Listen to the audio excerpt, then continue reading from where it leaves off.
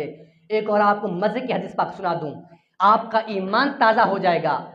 हर सहाबी आता मोहम्मदी मुस्तफ़ा की दरबार पर, वो क्या कहता, फिदा का उम्मी व अबी या रसूल अल्लाह। इसका तर्जुमा क्या है, या रसूल अल्लाह आपके ऊपर मेरे माँ बाप कुर्बान। हर सहाबी कहता किसको, मोहम्मद मुस्तफ़ा को, क्या कहता, या रसूल अल्लाह फिदा का उम्मी व अबी या रसूल अल्लाह, या रसूल अल्लाह आपके ऊपर मेरे माँ बाप कुर्बान। सुनो, नबी पाक अलैहिस्सलातु वस्सलाम जब जंग पर जाते या किसी सफर पर जाते, नबी पाक जैसे भी घर आते, सबसे पहले नबी पाक जिससे मुलाकात करते वो फातिमा तो ज़हरा सलामुल्लाहि अलैहा है।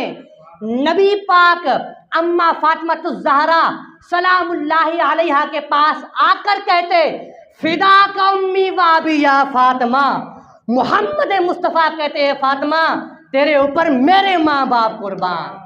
मोहम्मद मुस्तफ़ा फातिमा को कहते, अपनी साहिबजादी को कहते हैं, फातिमा ए मेरी साहिबजादी तेरे ऊपर मेरे माँ बाप कुर्बान।